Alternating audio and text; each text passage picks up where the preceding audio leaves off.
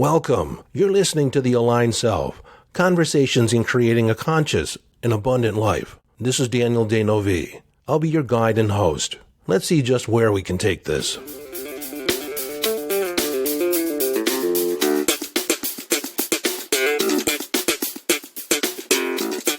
Well, hello, friend, and welcome back to The Conversation. And if this is your first time listening to the Aligned Self podcast, thanks for stopping by. Hopefully you find something of interest here and you'll hang around, subscribe, and maybe even leave a review. Speaking of which, if you've been a listener for a while and you've yet to leave a review, it would be much appreciated if you did. It just takes a couple seconds. And it means so much to me and to other people that are actually stopping by and looking. Is this something worth listening to? So in this episode, I'm going to do something just a little bit different. I'm going to answer some of your questions. There was a question about visualization. There was another question about trance states. And there was a question about falling asleep while you're listening to hypnotic audios. Does the other than conscious mind listen? And then there was another question from an individual stating that he said that he didn't feel like he could be hypnotized. And is there any value in actually listening to a hypnotic audio if I can't be hypnotized? Well, short answer to that one, everyone can be hypnotized. But I'll get more into that in a little bit. So first I want to talk about visualization, the skill of visualization. I had a question from someone that said that I used to visualize in detail really well. But something happened and now I can't do it. How can I recapture this skill, this ability? And this answer also goes hand in hand with those individuals, and it could be you, that feel you have a hard time visualizing, that you can't do it. And what's also interesting is that my wife has brought to my attention that there's several TikToks out there of people saying they don't visualize. They don't make pictures. They just know stuff. Well, frankly, I find that hard to believe because everyone visualizes. Even blind people visualize. Their visual cortex lights up when they're thinking about an object. Even if they've never had sight before, they actually create a visual representation. Granted, it might be lacking some of the detail, but there's some type of visual representation in their mind about spaces, objects, and relationships to objects. Now, those are objects that they've touched and they have some type of representation of. But the reason I can say that everyone visualizes is because if you did not visualize, if you did not have a visual representation in your head, and you were walking around the world, every time you encountered something you previously encountered, you would not recognize it. You would never be able to find your phone. Because when you look at something, you reference a stored memory, a stored visual representation of it, so you recognize it, and there's a match. So when someone says that I have difficulty visualizing or I can't visualize, what that tells me is that visual processing is actually outside your conscious awareness. It's done at the other than conscious level or subconsciously.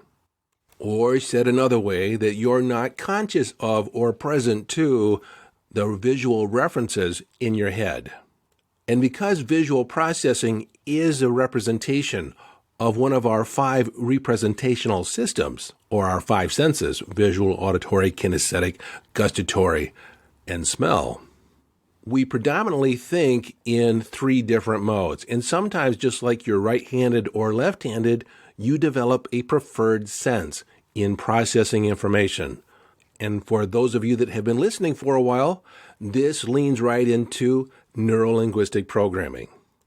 And what we have found in neuro-linguistic programming, or NLP, is that some people have a preferred sense. Some people are highly visual, and they have trouble processing auditory information. Those people do not listen to podcasts. Typically, those people that listen to podcasts prefer auditory information, or at least they're accomplished at processing auditory information and then translating it visually, making pictures in your head. Now, as you listen to the sound of my voice, I'm sure you have some type of representation of me. Either you've seen a picture of me, or even if you have no idea of what I've looked like, you have an image of what I could look like. And if that image that you have in your head and the tone of my voice is pleasing to you, it creates a pleasant sensation in your body or a kinesthetic response. So we typically think visually, auditorily, and kinesthetically.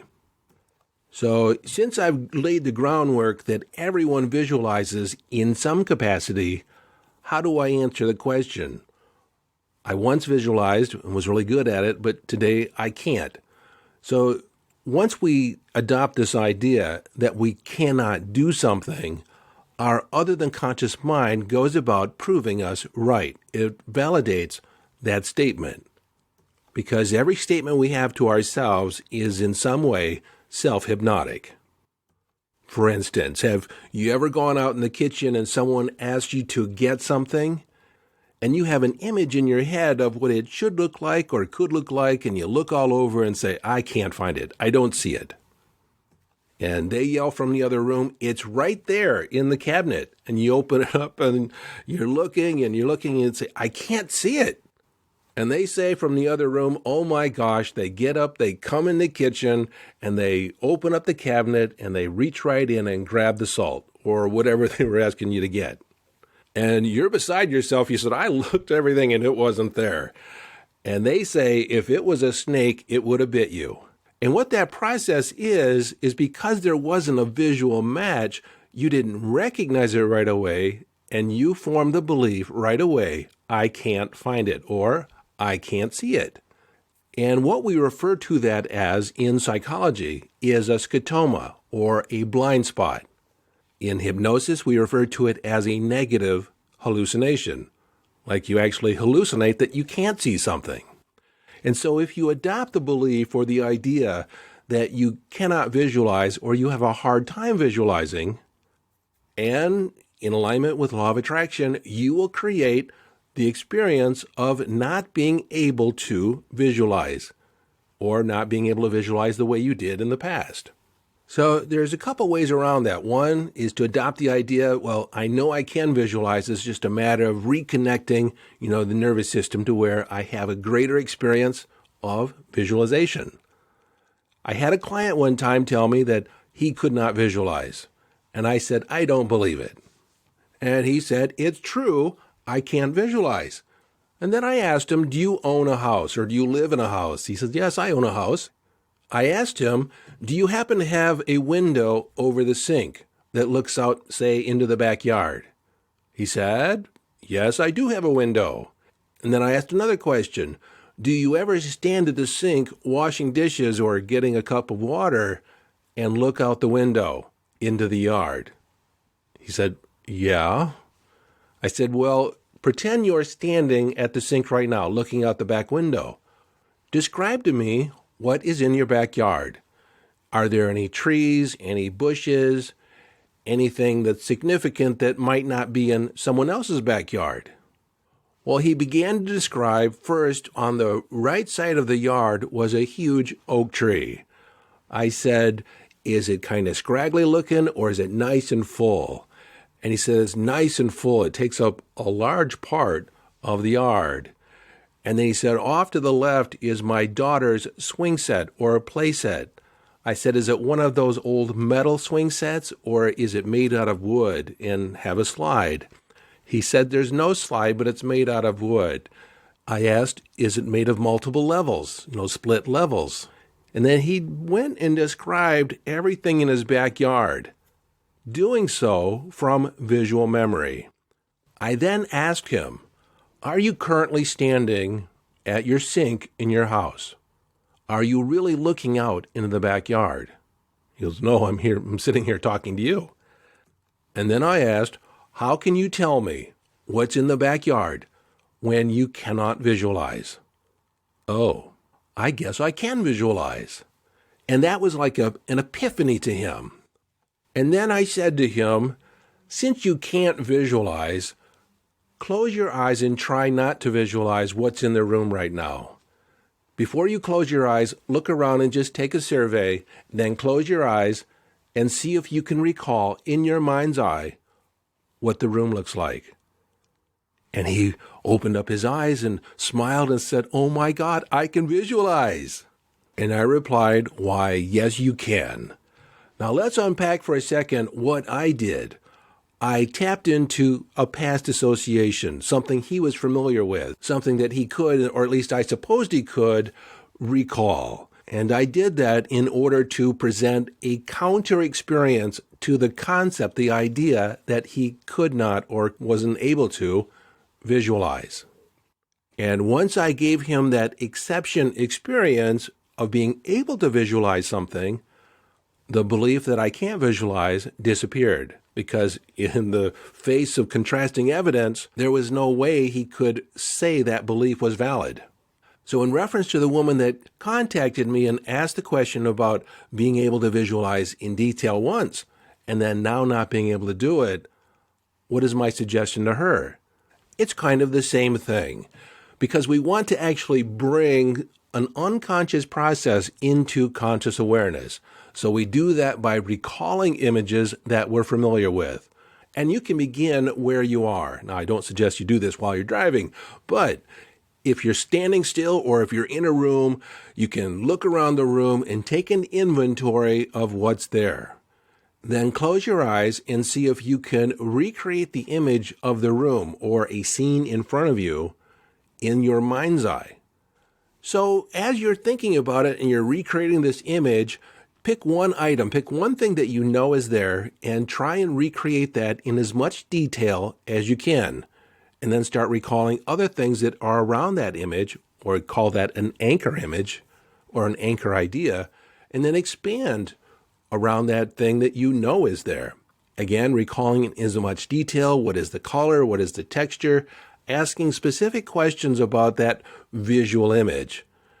And you don't have to get it perfect. In fact, as you're doing it, you can open your eyes up and take a peek and see how accurate you are in recreating that image. Then close your eyes again. Fill in any details that you missed.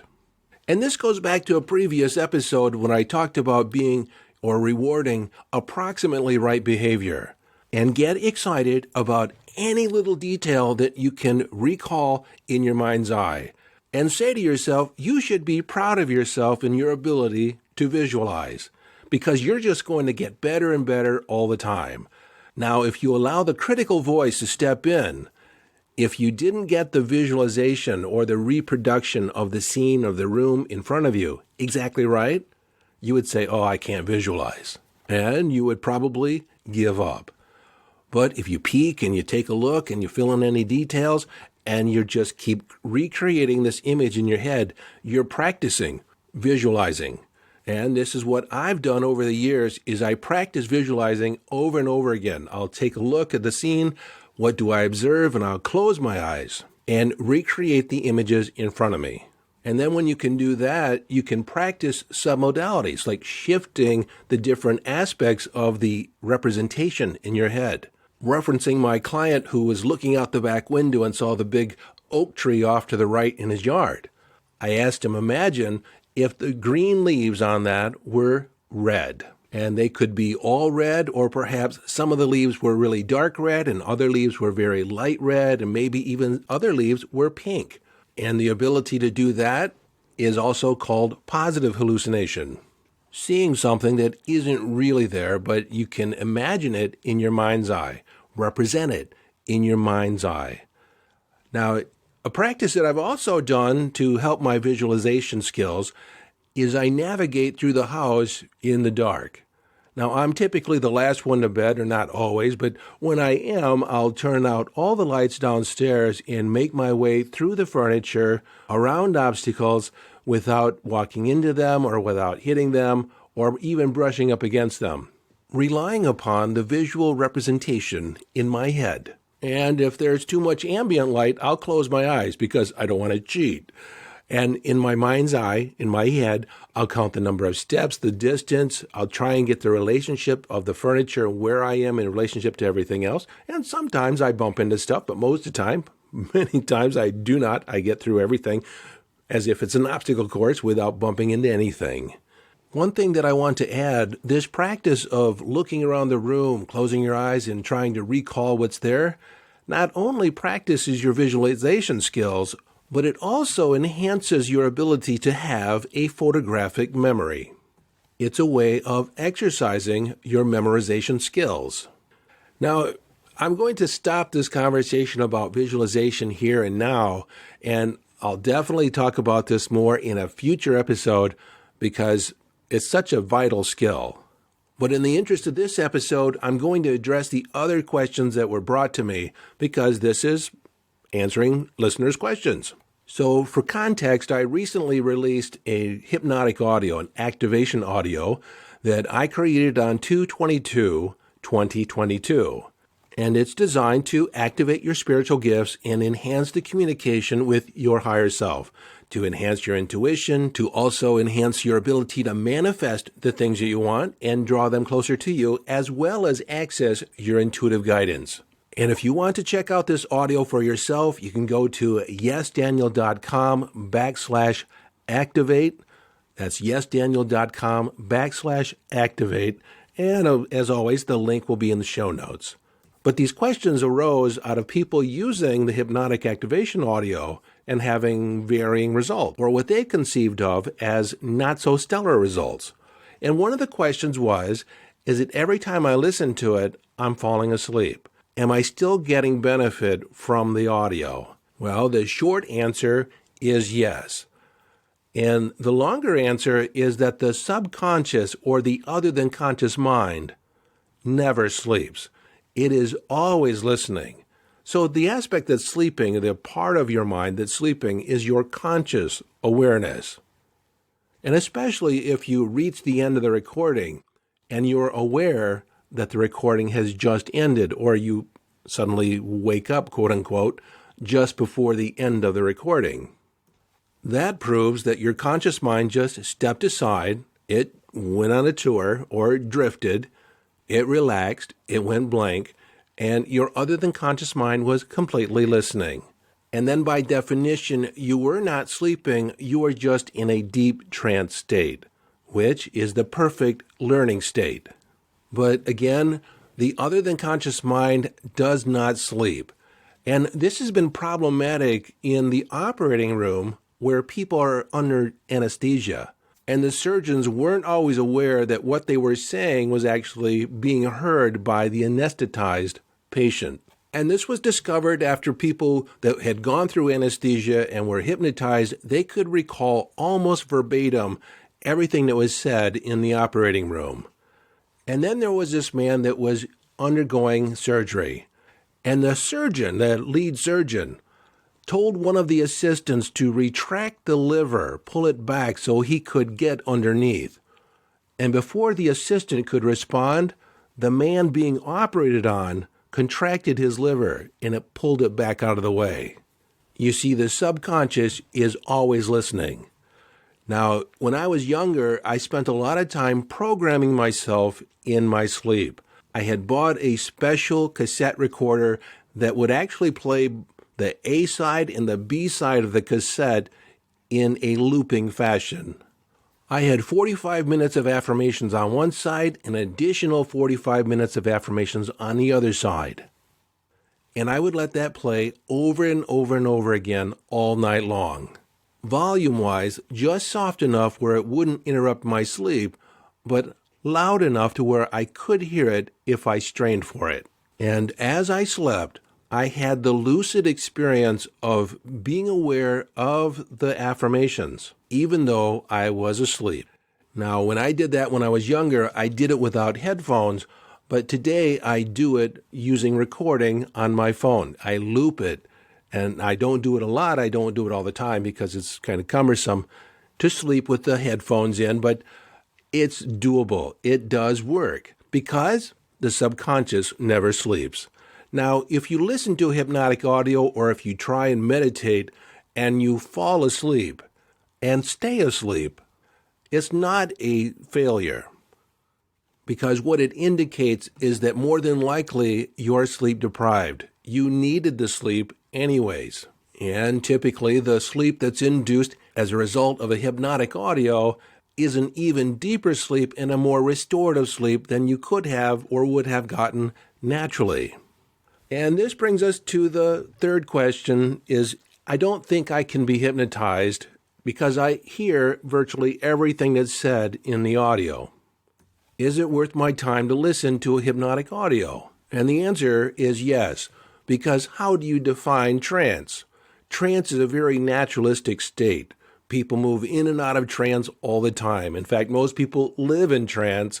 So just the fact that you have some awareness of what was being said doesn't mean you weren't in trance. Doesn't mean that it was going into your subconscious mind. Because again, the subconscious mind is always listening. What you're currently aware of is a gift from your other than conscious mind.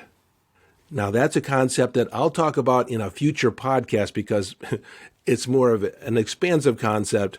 But just suffice it to say that most people are enamored with conscious awareness. And all I can say at the moment is that awareness is not all that it's cracked up to be. But in the interest of our question, let me just say that it is worth your while to listen to hypnotic audios, even though you feel as if you can't be hypnotized. Because you may not have remembered everything. Again, in that hypnotic audio that I created, and in every hypnosis session I have, the conscious mind drifts in and out of awareness. And it feels as if you heard virtually everything that was said. That's not a bad thing. It doesn't mean you weren't in trance either. And this leads into that statement that I made at the beginning that everyone can be hypnotized. That's my belief. Because I feel if you can drive a car, if you can tie your shoe without thinking about it consciously, you've relegated that skill to the other than conscious mind. You're in trance when you're driving. Many of you, if you drive a car or a truck or a bus, you've had the experience of driving from point A to point B and arriving at point B, reflecting on the drive and realizing that you cannot recall every minute detail of the drive. In fact, most of the drive, most of the journey, you can completely forget. Because, my friend, you were driving in trance. You have a driving trance, you have a brushing your teeth trance, a tying your shoe trance. People go into trance to have sex, to eat a meal. That's why some people are mindless, unconscious of their eating, because there's eating processes that have been relegated to the other than conscious. And like I said, your awareness of what you're currently aware of at any given moment is actually a gift from your other than conscious mind. And that is why, back when I was talking about visualization, is that I wanted to give you a conscious appreciation of your ability to visualize. And once your other than conscious mind understands that you want to be able to consciously visualize, engage your creative imagination, you'll never not be able to do it. But suffice it to say that at any given moment, there's way too much going on around you, too much stimuli, too many variables going on or going on all around you for you to consciously pay attention to everything. It would be overwhelming.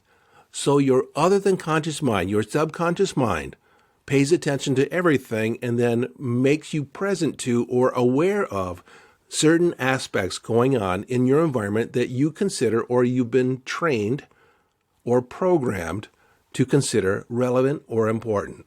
And this is why your intuition responds to whatever your current question is. What is the journey, what is the focus that you've given consciously to your other than conscious mind to answer?